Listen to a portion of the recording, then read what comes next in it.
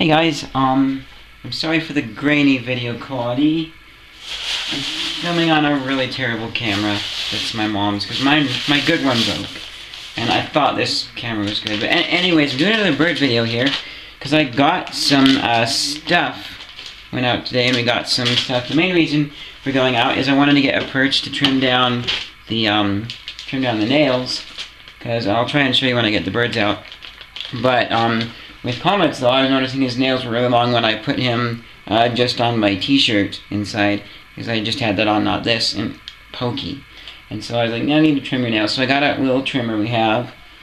Yeah, I don't see it right now. But it was really meant for dog nails.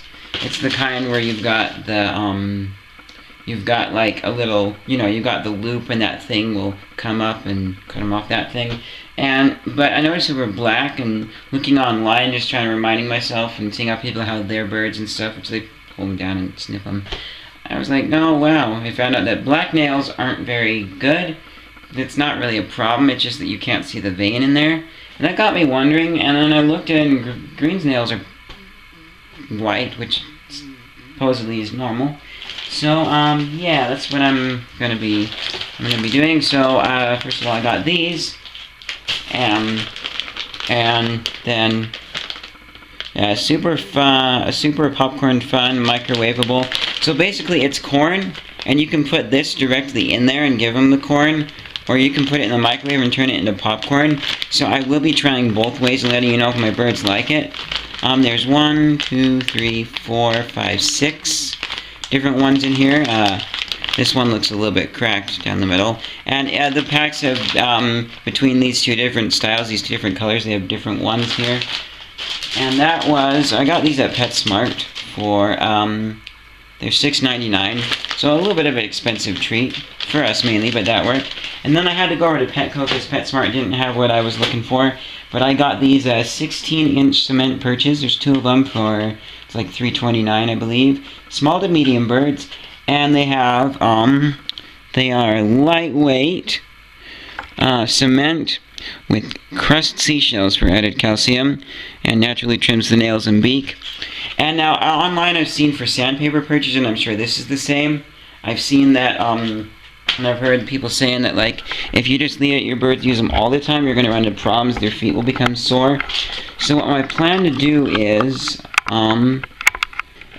so I was thinking about that, and I'm like, I want them to use it, and I'm gonna basically do my own test and see if my birds' feet do get sore. But I'm gonna take their advice and put it in a place where they don't use it very often. So I'm putting it over there near those feeder things, the feeder silos, which I will talk about in another video.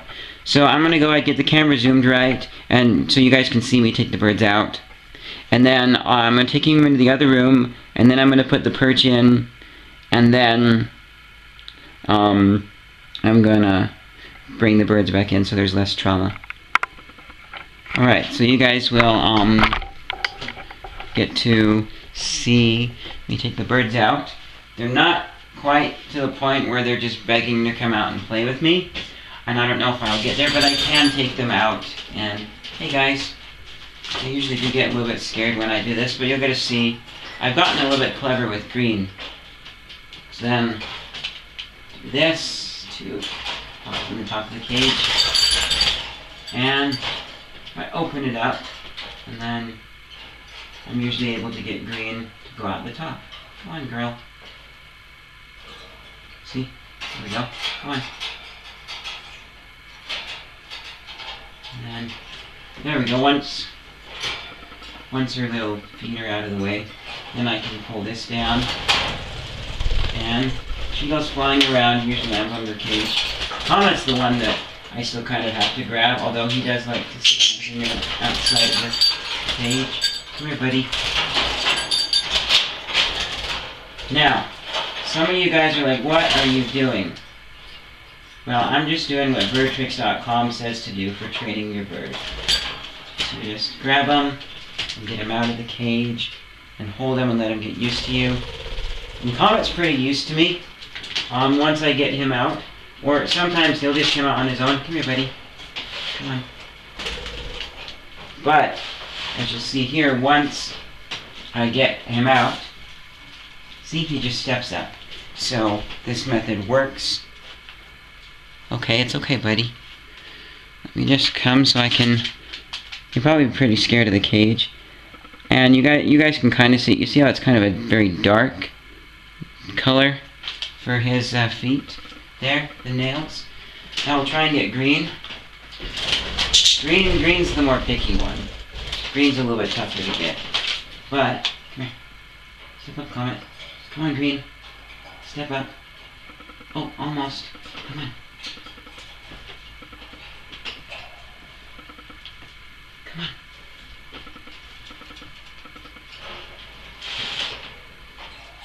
Come on. Up. No biting, please. Good girl. Alright. Going to go out to the room now. So I just closed the door and I got out and I was picking up the camera to do a little recording and they flew off. So I'm just going to find them. Here's Green. Here, girl. Come on. And you can kind of see, it's not very good on this camera, but you can kind of see with Green, she has very light colored nails. So that's good. Oh, go on. Good girl. And I see Comet. There we are. Hey, buddy. Hey, boy. Come on. Where are you going? Oh, yeah, he's going up there. Comet likes to go up there, you know. He doesn't do it now, but when I first got Comet, the really annoying thing is, like, Green, ever since the beginning, if she'd take off, she'd usually land somewhere low, or, like, back on the cage, and I can reach up to the cage if I stand on the lower level of my bunk bed, but Comet would make me climb up on top of my bunk bed because he would land on the fan blades. Come here. It's okay. Hey, good boy. See? He's very well trained. He's coming along nicely. He's sat on my friend's fingers before. Some, oh, I don't know, 8 and younger age kids. And then some people more my age. Hey. A little bit nervous of the camera right now. But, come here. Up. I'm going to put him next to Green. And then we'll go set up the perches. I'm just going to stop recording and get him there, okay? Well, first of all, I do want to... There we are. Yeah, oh. One more thing about Comet 2. Got a little bit of a scare because I was up there and because Comet flew up there and I was trying to teach him how to get back to the cage, which is down there. So I picked him up, I went down the stairs, had him on my finger, I walked him around in a circle around that room, we come around here, we're going to come down the hall, and I walked into the room, and so he could see the cage, and then I walked back up here, and I had him on my finger, and I went like this really quickly, dropped it down so he'd take off, so I could see if he got the idea from me trying to teach him. But nope, he turned around the corner and flew straight into here, and the next thing I heard was a big loud squawk. And what happened was there used to be a fly trap up there, sticky fly paper, that he crashed into and got stuck. So I peeled him off the fly paper on the floor, got him in the bathtub, splashed a little water on him, and then online said to use vegetable oil, so I grabbed out some olive oil. So, yeah, we don't use fly traps anymore, and he's perfectly healthy. You can see he's flying around now. So I'll get him on there, and we'll put the perches up. So, perch here, very nice. These end pieces here come off, so just tightly fit it on. And the way this works is you're going to put it in the cage, and it's nice that they can rotate, so you can have it like on one bar like this, and then another bar that's like this. But you basically want to fit it in so that it's a little tight fit, and it is, I guess it's going to push out the cage a bit. It's a little bit too long for it when I put it, so I'm going to measure and cut one, knowing that I still have the other one just in case it fails. But one person online did say that they were a little bit too long, and he didn't like the one size, so he cut it his a bit. So I'm going to go measure, and so I measured, and it was just an inch too long for where I wanted to put it by the perches, the feeders, sorry. So I trimmed off half an inch, hopefully that will work, and then I went outside and kind of got a little bit ironic when I ground down the coating on the end a bit just by rubbing it against the sidewalk in the backyard. So we'll go ahead and put this on. Alright, let's see if it fits.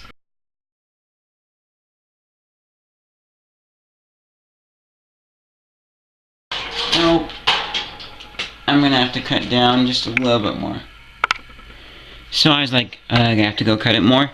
But then I noticed, here's the unaltered one. You kind of see, it doesn't go all the way to the end of the thing. And this end, it's more evident. See how wonky, not straight that is because of the way casing is. And so I was like, well, what if I just, so instead I tried sandpaper and that just dulled the sandpaper quickly. So I'd use these pliers to get rid of the coating on part of this end so this one would fit on more. And then I did the same on this end. And so we will go ahead and see if it fits.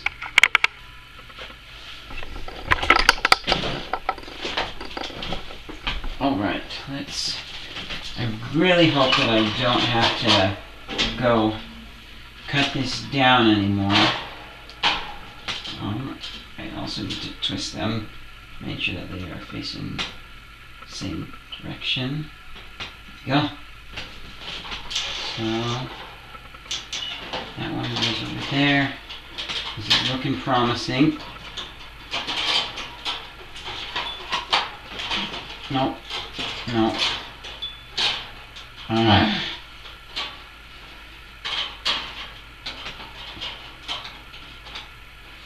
Yeah, I'm gonna have to cut off some more. Right, another ½ inch.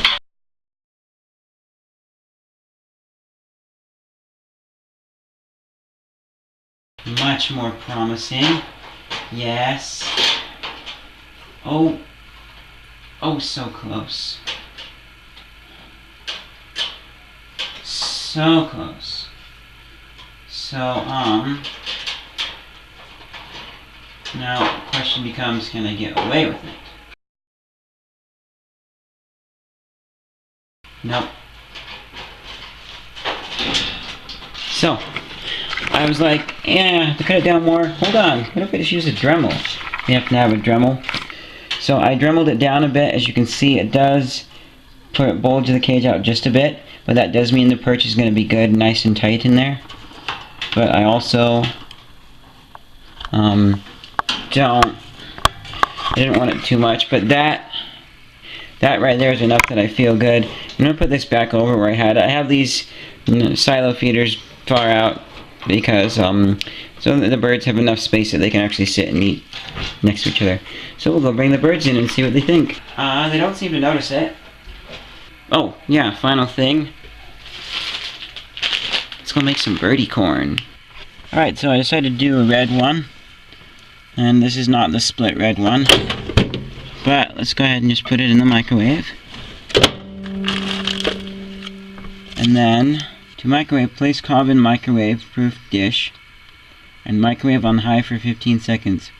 Repeat if necessary until corn has popped. It says a dish, I need to go get that. Okay, I went and grabbed a dish, which I didn't have to start with. Corn is now in a bowl. I said 15 seconds. But I'm going to do a minute and then just kind of watch it. And then, because I can stop this at any time. And it has a spinny table, but it doesn't really quite work in there. And if this doesn't pop, I'm going to be oh, hey, it is, whoa, that's, you guys, that is cool. It smells like popcorn too.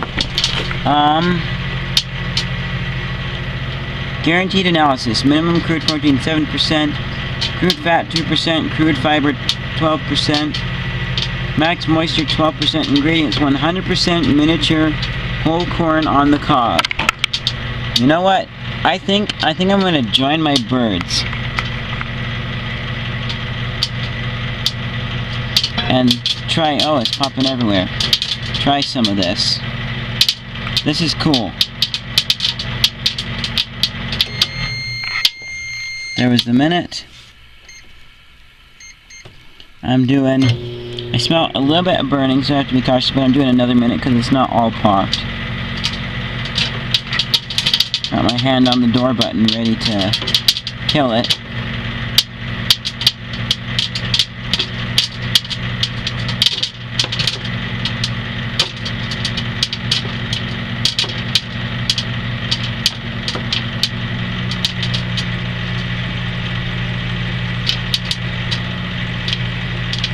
Okay, that's most of it. I'm gonna cut it. 20 seconds left, and we are, oh, smoke. Well, smoke. Yeah, a little bit burnt on the cob there. Maybe that's why you do it in bursts. I'm not sure, but it popped. You guys can see here, there's not enough light, so I'll show you in a bit. Let me get all this, and there it is. Pull up one so you guys can see it. Very tiny little corn, very tiny, as expected. There's still a lot kind of stuck to the cob, and that's the part right there where it burned. And there's some unpopped stuff on the top, so I'm not sure if this would have worked better in bursts as opposed to going the whole time. Maybe it's like it cools down and then it reheats it and stuff, but I am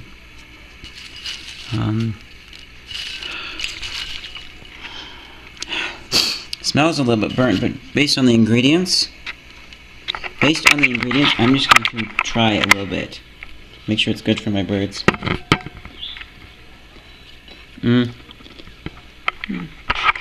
It tastes just like normal popcorn.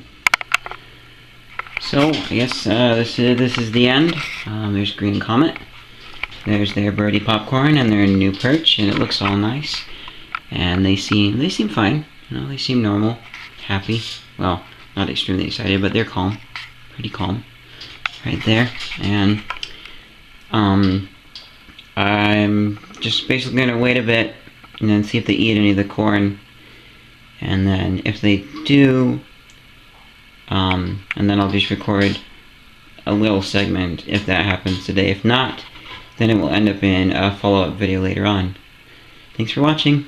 Bye. So it's been about 5 days, and as you can see, Green is over the bowl there, eating the mini pop, or bird corn as I refer to it.